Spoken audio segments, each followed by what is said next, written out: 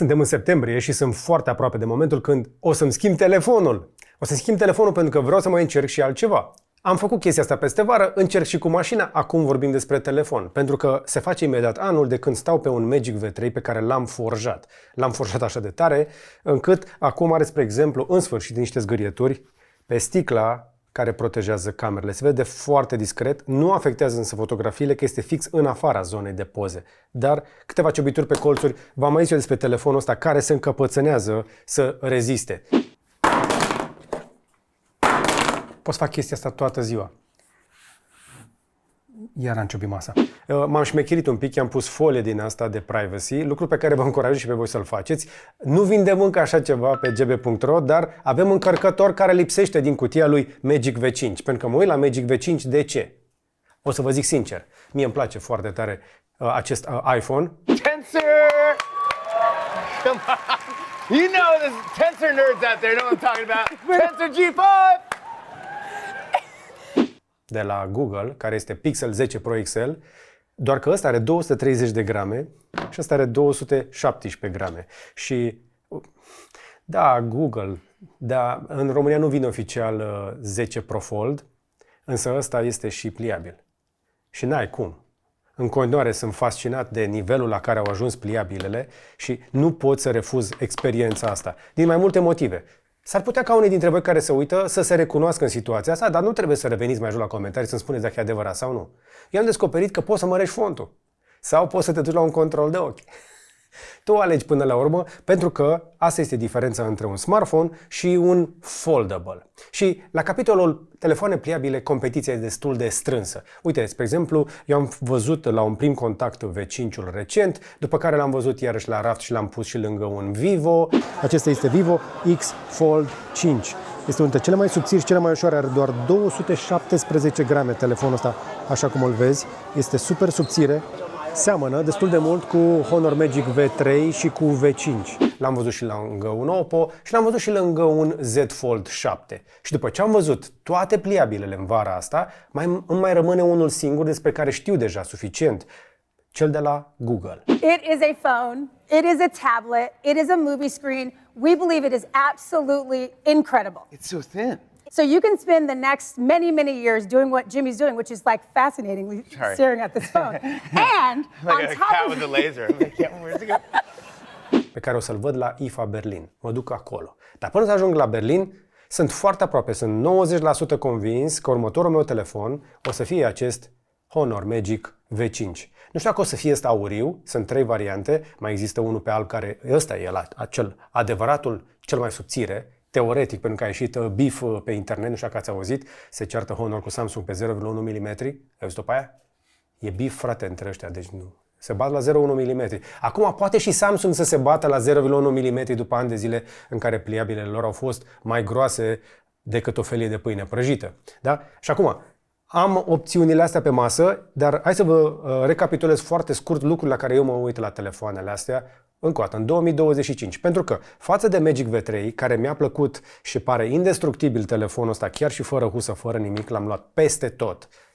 De pe vârful muntelui până în zăpadă, am lucrat cu el și prin curte, deși teoretic nu e rezistent la apă. Avem niște îmbunătățiri importante pe noul Magic V5. Câteva minusuri față de China, dar cele mai importante sunt pentru mine următoarele. Și o să încep așa, de la...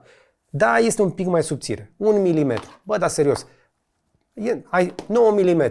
După ce te mai uiți și la cameră, o să descoperi că este mai gros de 9 mm. Dar nu-mi pasă de chestia asta. Mie îmi pasă de faptul că, dacă îl pun lângă orice alt telefon, o să arate așa. Chiar dacă scot acest telefon din husa lui, tot este mai subțire și este și mai ușor. 232 de grame versus 217 aici. Asta mă interesează în momentul acesta. Da? Vreau un telefon care să nu mi-atârne greu în buzunar, dar să aibă ultima generație de procesor, o are, 16 GB de memorie RAM, zici că e laptop, stocare 512 GB. Și deja pe hârtie este super potent, pentru că rulează Android, cu servicii Google, cu toate nebuniile, dar s-au mai întâmplat câteva chestii, îmbunătățiri importante de la generația anterioară cu care seamănă izbitor. Pentru că dacă îl întorci pe toate părțile, modulul de cameră are niște modificări minime. Se păstrează puțin această idee de, nu știu, 1, 2, 3, 4, un octogon așa, și cu un cerc în mijloc cu camerele acolo, modulul de cameră este un pic îmbunătățit și mă așteptam să se întâmple lucrul ăsta. Pozele sunt mai clare și sunt mai bune, dar deja Honor băgase un telefon cu periscop, da? Cu zoom optic într-o carcasă, care la momentul respectiv era cel mai subțire smartphone pliabil de pe piață și unul dintre cele mai rezistente, că vă aduceți aminte că l-am dat de mai multe ori de pământ. Și tocmai când mă pregăteam... Lucru pe care aș putea să-l fac foarte bine și cu V5. Eu am făcut o demonstrație la eveniment, n-am reușit să ajung până acolo, dar când am auzit că unii au încercat să atârne piane, alții au încercat să atârne motociclete.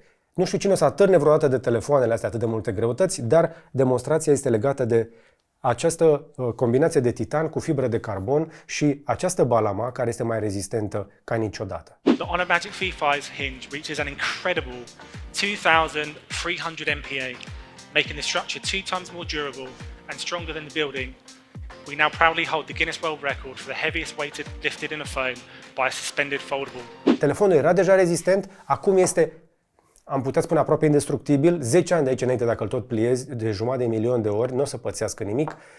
Nici dacă îl bagi prin apă, poate să stea o oră la 1 metru adâncime, ceva de genul ăsta, cel puțin jumătate de oră, are IP68, rezistent la praf, la apă și o să-și dea seama dacă intră fire de praf la balama. Nu știu cum o să intre firele alea de praf pe la balama, pentru că pare foarte bine sigilată chestia asta, dar ci că ar putea detecta particule care ar intra acolo de până la 0,8 mm, astfel încât să nu defectezi balamaua. Eu am reușit totuși, după aproape un an, să aud primele sunete de la această balama pe care eu o chinui.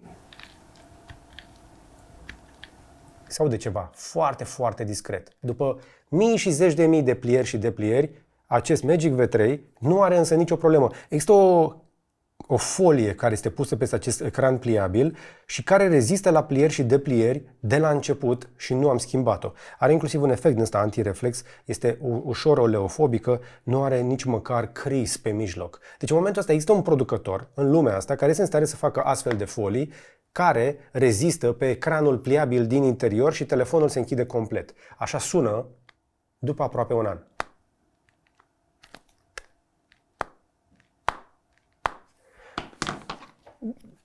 Noua generație sună așa. Se aude? Mult mai atenuat. Asta e primul semn că avem deja o pliere aproape perfectă. Nu se vede printre cele două felii. Deci, un telefon mai subțire, mai ușor, mai rezistent, cu o durată de viață mult mai lungă, noua generație de procesor sau care și așa mai departe și 7 ani de update-uri de software de la Honor, cel puțin promise, mi se pare mega tare. Dar și prețul. Stai că ajungem și la preț. Până la preț însă, înainte să stai cu totul elanul, pentru că nu sunt niciun fel de promoții importante din ce am văzut eu la momentul lansării, hai să mai vedem un pic care sunt diferențele între cele două și de ce o să le compar între ele mai degrabă? Pentru că nu prea are competitor. Singurul competitor serios ar fi fost acel Vivo, acel X-Fold pe care vi l-am arătat din Hong Kong. În rest, da, este acolo aproape la performanță, îl bate cică un pic Z Fold 7, dar eu nu cred că o să termine ziua un Fold 7 cu bateria pe care o are în fața acestui telefon, pentru că de la generația asta la generația asta, Honor au adăugat mai multă baterie. Acum avem, chiar dacă rămâne mai mică decât în China, e 6100 de mAh bateria, apropo, în China, și am văzut că unii aduc, e 5820 de mAh baterie aici și se încarcă la 66 de W pe fir și 50 de W wireless. Practic, o să ajungi clientul nostru, încercăm să readucem aceste cabluri de la Link foarte simpatice, dar mai avem și altele, însă o să-ți trebuiască un încărcător bun și nu îl ai în cutie încă o dată. Poate că s-au gândit la noi după ce dai între 1700 și 2000 de euro, mai poți să mai dai 200-300 de lei pe un încărcător de calitate sau cel puțin vor să ne ajute să facem business. Acum, baterie, autonomie, dintre toate telefoanele din piață însă, nu am simțit niciodată, pentru prima dată de când lucrez cu un pliabil în viața de zi cu zi atât de mult timp, că nu am stres legat de baterie. Și tehnologia asta cu mai mult siliciu, silicon, carbon, tehnologia asta super plată a celor de la Honor, nu au creat-o ei neapărat, că am văzut că mai împart și cu alți vendori de acolo, este super fiabilă. Deși teoretic ar să protejez bateria până la 80%, eu mi-am încărcat telefonul constant spre 100% și trag după amiază, pe la 4 fără un sfert, am 79% baterie. Serios acum, deci eu am 79% baterie la ora 4, pentru că l-am mai încărcat și prin mașină și pe colo. Dar chiar și așa, eu plec cu el dimineața, îl bag un pic în priză, mai încarc poate un pic în mașină, mă mișc de colo. Am uitat ce înseamnă să fii preocupat de bateria telefonului în condițiile în care eu nu-l folosesc doar așa. Da, îl poți folosi ca un smartphone, se comportă ca un smartphone, dar eu fac de cele mai multe ori chestia asta. Am ajuns să o fac mult mai des decât credeam. O fac extrem de des, dintr-un motiv foarte simplu. Îmi place să văd mai mare, îmi place ecranul ăsta de 7,92 pe V3, iar acum am 7,95. Bă, nu știu cine măsoară chestiile astea atât de așa, dar acum am cu 0,03 inch mai mult, am un LTPO OLED de 120 de Hz, care acum este luminos până la 5000 de nits. Asta e prima chestie pe care am observat-o și când am făcut primul contact. Ecranul ăsta e de tehnologie nouă. LTPO-ul este mai luminos, e mai contrastant, e mai vibrant, dar tot rezoluție mare, tot aproape 8 inch pe pătrat și 120 de Hz și nu am coborât niciodată din 120 de Hz. Doar atunci când am avut o zi foarte lungă, m-am dus și am dat efectiv pe power saving, dar n-am nici măcar pe ultra power saving. Am dat pe ultra power saving doar când am fost pe munte, unde n-am avut acces la priză și la prea multe baterii timp de vreo săptămână și l-am încărcat de la o baterie externă de 3 ori. Deci eu nu mă uit dintr-o perspectivă neapărat de review și de performanță, sunt o fel de benchmark-uri și de date sintetice care, da, același procesor, același Snapdragon 8 Elite, memorie multă, stocare rapidă, diferiți producători o să ofere diferite experiențe. Pe mine mă interesează un pachet complet pentru cineva care vrea să trăiască cu așa ceva în orice fel de pantaloni, în orice fel de stil de viață, și în mașină, și colo, și colo. Și acum, telefonul ăsta așadar este mai rezistent și la apă și la praf, dar este mai vizibil și în lumina soarelui și asta este iarăși o chestie bună. Ok, v-am spus că vine cu cea mai nouă platformă software. Aici aș vrea să insist un pic, pentru că telefonul stă deja la mine de vreo săptămână, două și l-am butonat printre picături. Sunt foarte tentat să mut toate chestiile pe el, dar cel mai probabil o să plece mai departe, pentru că este un telefon de teste. Deci deocamdată nu trec pe el. Însă am trăit suficient de mult cu el încât să fac câteva lucruri și am descoperit câteva chestii care mie îmi lipsesc, spre exemplu, pe V3, dar le am pe un iPhone. Motion sickness. Chestia asta este wow. Cei care au iPhone, dacă nu v-ați activat chestia asta deja din accesibilitate, vă încurajez să o faceți cât de curând. Este life-changing. E o experiență care o să schimbe viața atunci când mergi cu mașina. Dacă ai rău de mișcare, eu sunt unul dintre cei care pe locurile din spate am rău de mișcare, chestia asta chiar face diferența. Am simțit-o, vă spuneam, pe un iPhone. Deci, și nu este singura chestie. Am găsit o grămadă de lucruri aici, inclusiv faptul că poți să las ecranul aprins o oră, pe ăsta la altul mă lasă până la 10 minute. Era bateria un pic mai mică, aici se vede diferența un pic de putere maximă, pentru că Honor a zis, ok, pe telefon să avem baterie mai mare, procesor eficient de ultimă generație, dau drumul la mai multe funcții și are și AI băgat la bord. Nu doar aplicații pe care poți să le pui, ci și niște funcții de AI, cum ar fi că dacă vorbești la telefon și îți dai seama că s-ar putea să asculți tu cam tare și să nu te audă ceilalți, o să coboare automat sonorul, să nu cumva conversațiile tale să fie auzite de alții. Sau ci că o să-și dea seama atunci când ești sunat dacă ăla cu care vorbește e deepfake. O să devină importantă chestia asta. Tare mi-e teamă că mai curând decât prea târziu. Și mai sunt o grămadă de setări prin care vreau să trec foarte repede. Așadar, în loc de un comparativ și un review clasic, hai să trecem un pic prin setările alea multe din telefonul ăsta, pentru că Honor a pus tot ce are în acest telefon până când va lansa un Magic 8 Pro. Ăsta este vârful de gamă de la o companie care are ambiții foarte mari, atât de mari încât V2 și V3 au fost telefoane excelente și V3 ține sus prețul, e destul de greu de găsit pe stoc, se vinde foarte bine și eu cred că merită, pentru că sunt telefoane foarte bune. La capitolul setări, așa arată zona de widgeturi și mi se pare foarte folositoare. Ai enorm de multe funcții la dispoziție. Dacă trag din colțul din dreapta de sus, aici o să le vezi pe cele pe care le folosesc cel mai des. Am scanat, spre exemplu, un QR code pentru Wi-Fi, motion sickness, la îndemână chestiile astea o să le intuiască. Mi se pare că e un pic cam tare soneria, eu o țin de obicei pe vibrații, evident, în funcție dacă ai simți sau nu, faci tot felul de setări și este unul dintre puținele telefoane care mă lasă să dezactivez 5G dacă vreau să stau pe 4G. Puține telefoane mai fac asta în ziua de astăzi, trebuie să ajungi să intri adânc în setări, aici am chiar și un widget. Sunt chestii mărunte care se adaugă, pentru că telefonul are, da, și proiectare wireless, Miracast, toate chestiile astea, poate să trimite imagine pe alte device-uri, dar are o chestie care îți permite să muți fișiere cu un iPhone. Am găsit o aplicație prin aplicația lor Honor Connect, pe care dacă o pui pe un iPhone, poți să faci AirDrop și cu un iOS.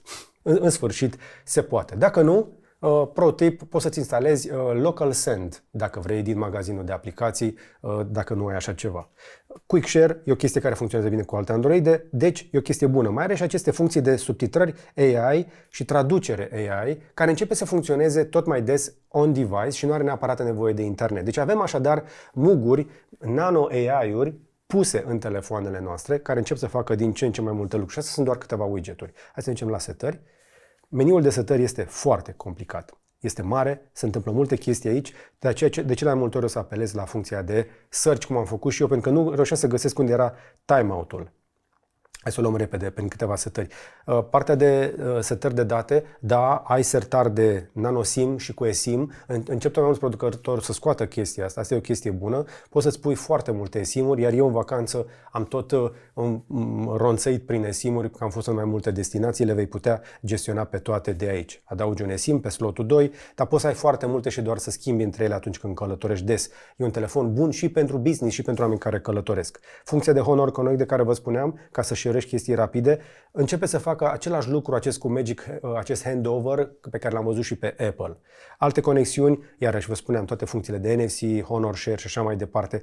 Link to Windows funcționează excelent. Am rămas plăcut surprins că telefoanele astea le poți lega la PC și poți să le vezi complet ecranul, să deschizi aplicații și să le operezi de la distanță. Ce îmi lipsește însă, și aș vrea să văd implementat și aici, că deja a început să facă și Google, e modul acela DeX de pe Samsung-uri, de pe Galaxy-uri. Aș vrea să văd un mod un pic mai avansat de desktop. Există și aici, dar îl vreau un pic mai avansat. Da? Este acel Android standard.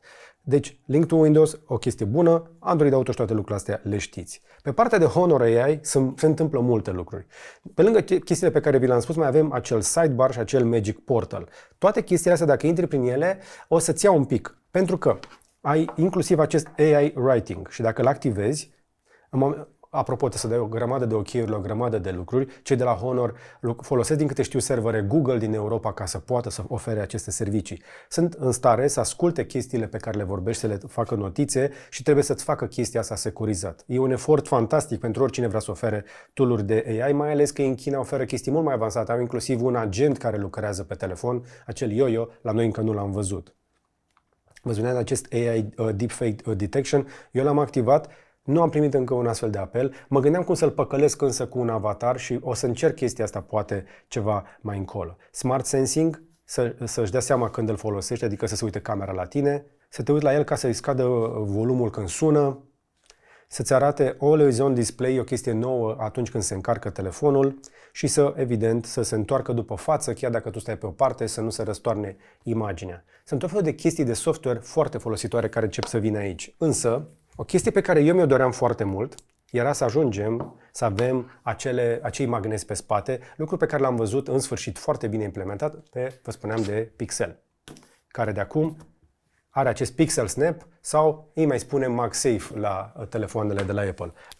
Oare avem așa ceva la Honor? Hai să testăm asta împreună, pentru că am încărcare wireless, dar nu am magneți. Acum, la cât de subțire e telefonul, nu o să le reproșez lucrul ăsta, dar mi-aș fi dorit lucrul ăsta, pentru că eu folosesc destul de mult chestii pe bază de magneți. Există un pic de magnetism aici, în anumite poziții, da, telefonul o să prindă zona de încărcare, dar e minim magnetismul ăla. Deci, bobina mai degrabă se magnetizează cu încărcătorul, că o simt așa un pic la mână, dar nu o ține fixat. Însă, o chestie pe care eu am făcut-o, poți să cumperi, spre exemplu, de pe net, găsești inele de magnet sau de metal pe care le poți lipi aici și se va lipi de orice. Într-o perioadă am avut așa ceva pe V3, funcționează fără stres, trebuie doar să potrivești inelul ăla în dreptul bobinei de încărcare, astfel încât să poți să-ți pui telefonul pe orice fel de dispozitiv de încărcare rapidă pe wireless. Magic Portal e una dintre primele funcții care mie mi-au plăcut la telefoanele de la Honor. Este chestia când, spre exemplu, ai o poză, poți să trag de ea pe laturi, ori pe stânga, ori pe dreapta. Și de aici poți să o trimit direct către toate aplicațiile compatibile cu acest Magic Portal. Dacă am o poză în galerie sau am primit-o de undeva, trag de ea și e un share mult mai rapid. Îți elimină câțiva pași. E încă o chestie din aia care încearcă să te prindă în ecosistem, dar e o chestie care este faină și eu cred că merită atenția. La partea de pliabile, Sunt o grămadă de lucruri care trebuie îmbunătățite și încep să se îmbunătățească. Spre exemplu, există acest Global Taskbar și eu am apelat la chestia asta în partea de jos, că am deja un ecran suficient de mare. Aș putea să merg doar pe gesturi, cum vezi că fac în momentul ăsta, dar nu cred că mă încurcă să am chestiile alea în partea de jos. Deci folosesc această bară cu iconițe, poți să-ți alegi stilul în care să se vadă, poți să-ți faci câteva setări între zi și noapte, spre exemplu, pe dark mode. Eu l-am lansat așa ca să arate bine acum, dar fiind un LTPO OLED, arată foarte bine în dark mode, te încurajez să o faci și să-ți lași, evident, ecranul pe automat. Și uite cât de tare ridică luminozitatea când detectează lumină puternică și măcar nu e la maxim, că dacă îl dau aici deja devine greu de filmat. E mai luminos decât aproape orice telefon care a ajuns pe masa asta. La 5000 de niți este enorm. Enorm. Vă spuneam partea de font.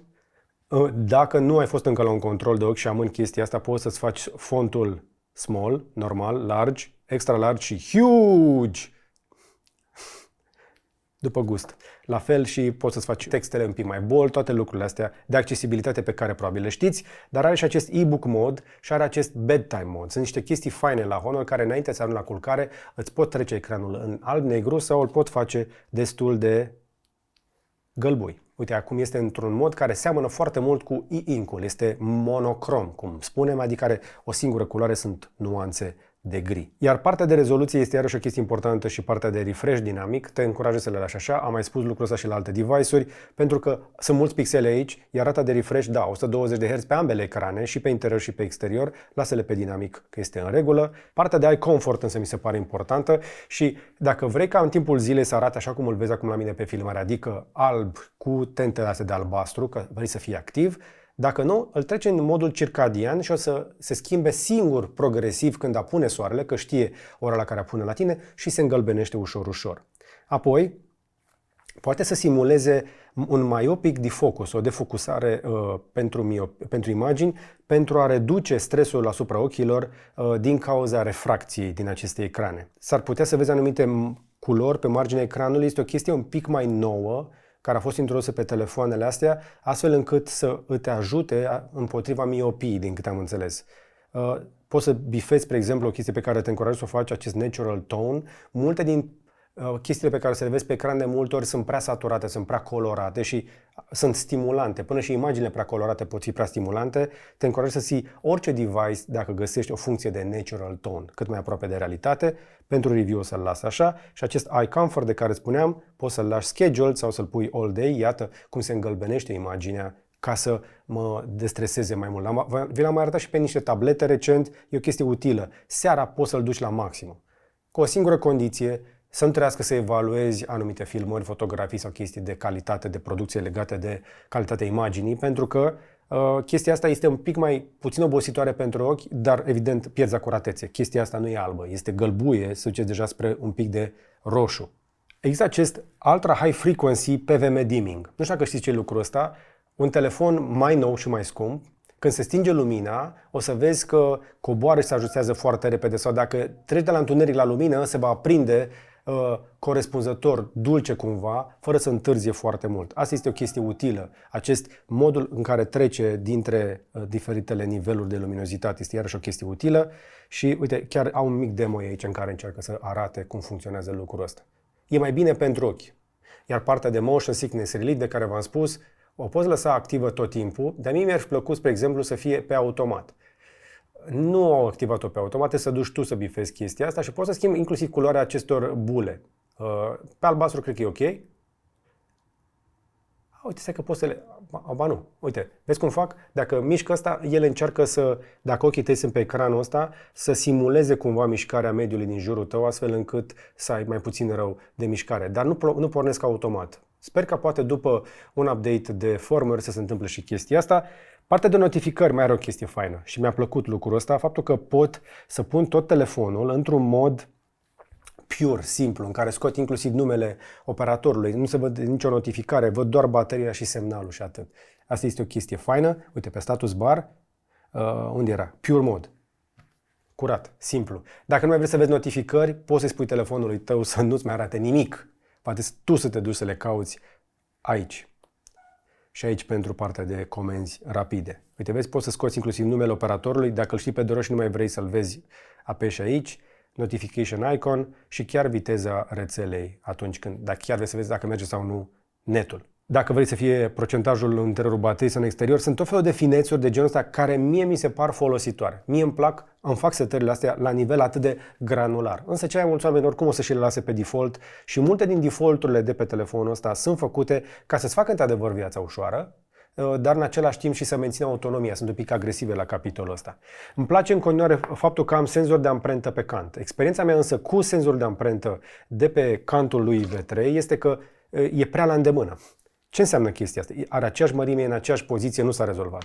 Mi-ar fi plăcut să fie ușor îngropat, ca atunci când mut telefonul dintr-o mână în alta să nu ating senzorul de amprentă accidental. Sau dacă bag mâna în buzunar după telefon, dacă îl ating, senzorul ăsta este atât de rapid încât se deblochează instantaneu. Uneori mă trezesc cu telefonul deblocat în buzunar pentru că l-am atins cu această amprentă.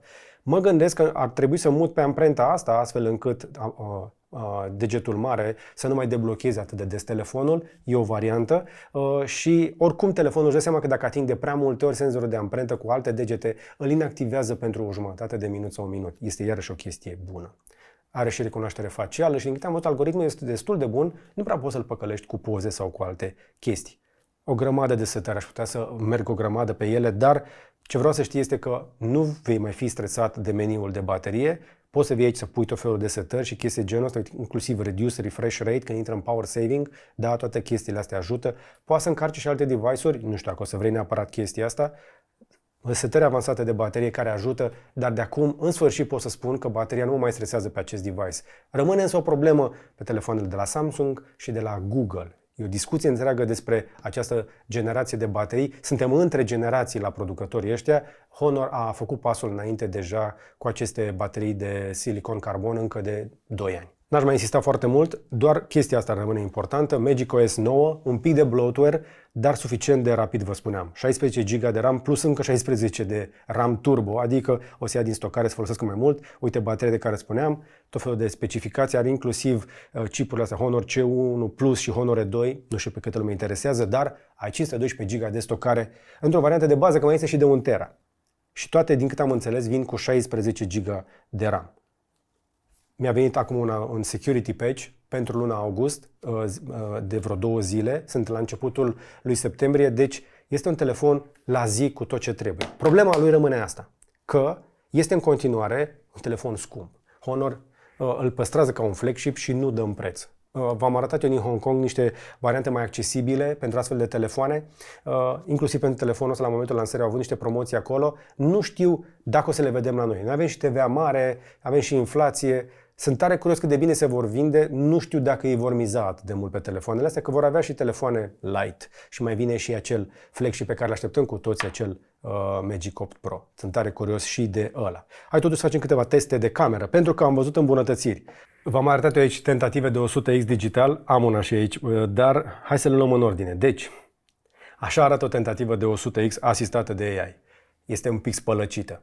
Nu o să ții telefonul ăsta, deși are zoom optic pentru chestii atât de avansate, deși, hai să zicem, pe mine mă interesează chestia asta. Pe toate camerele, pe toate distanțele focale, camerele sunt constante, sunt clare, sunt cinstite. Uite cum arată ultra-wide-ul, ce bine rezolvă partea de umbre. Mie îmi place unghiul de aici de la fereastră. De ce? Pentru că pot să vă arăt chestii wide, pot să vă arăt și chestii de claritate, am și cer, am și HDR și am zona asta umbrită. De fiecare dată, orice telefon dă de greu aici. Mi-aduc aminte primele telefoane pe care le-am testat, că aici se vedea negru. Acum, nu prea mai există telefon care să greșească aici în zona asta, da? Și acum, hai să o luăm progresiv.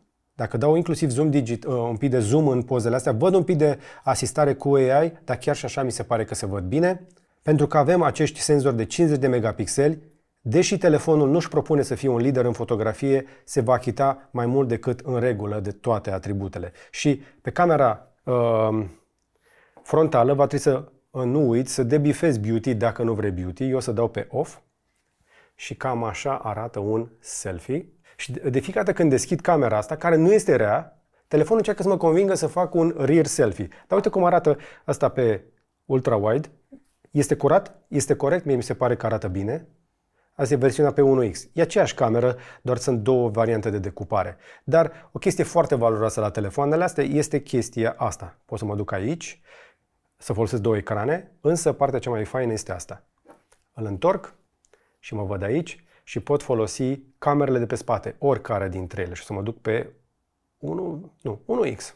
Așa arată un selfie de calitate mare. Ia să vedem cam cât de bună e calitate.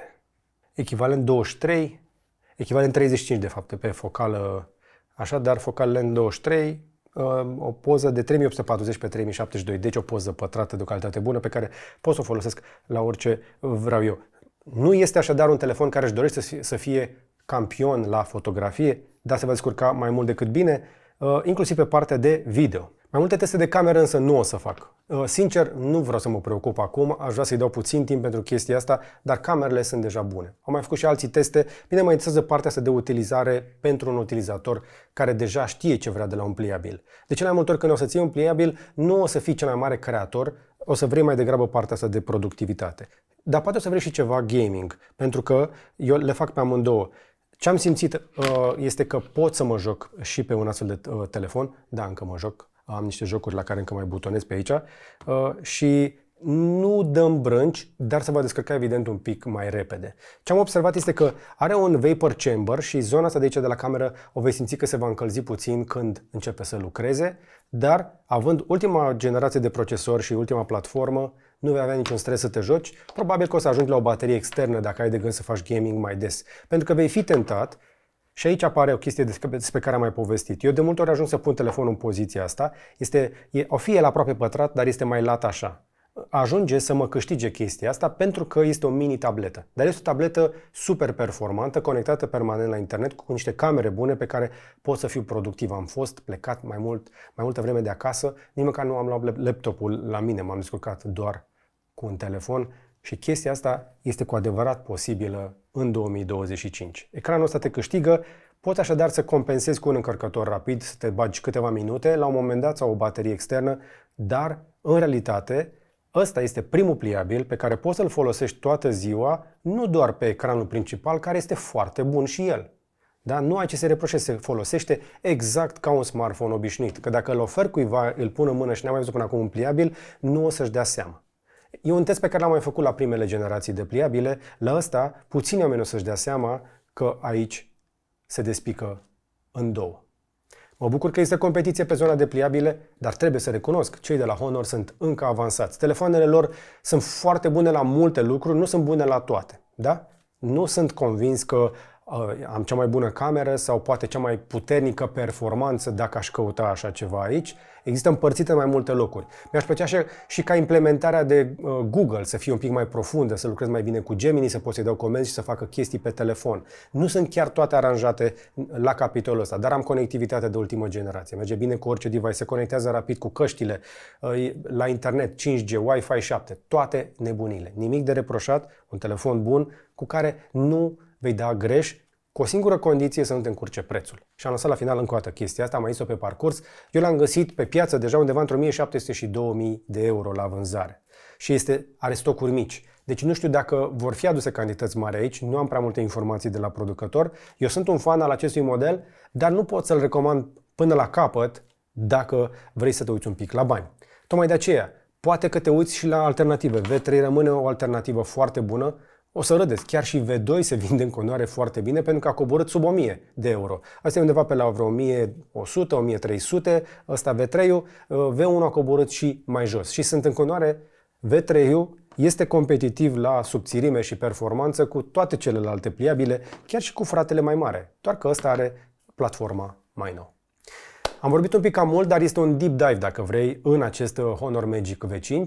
O serie care m-a câștigat mai ales în ultimul an, pentru că am trăit cu acest telefon, așa cum îl vedeți, fără husă și fără protecții, care a stat în buzunarul meu, în mâna mea și este acolo în fiecare zi. Am niște ore de funcționare pe el foarte lungi. Așa arată doar ziua de astăzi, în care am fost și la antrenament, am mai făcut și alte lucruri. Am deja 2 ore 37 până acum, dar eu adun ore multe în fiecare zi, pentru că înlocuiesc din ce în ce mai mult laptopul, vă spuneam, cu telefonul. Asta este o problemă. Pe măsură ce device-urile astea devin mai bune, a avut aceeași problemă și Apple. În momentul în care oamenii încep să-ți folosească device-urile tot mai mult, bateriile trebuie să devină tot mai mari, pentru că succesul lor înseamnă că te vei trezi că oamenii le forjează mai repede. Asta e adevărul. Uite cum arată ultimele zile. Am avut marți 5 ore, luni 4 ore, duminică aproape 5 ore, duminică 6, peste 6 vineri.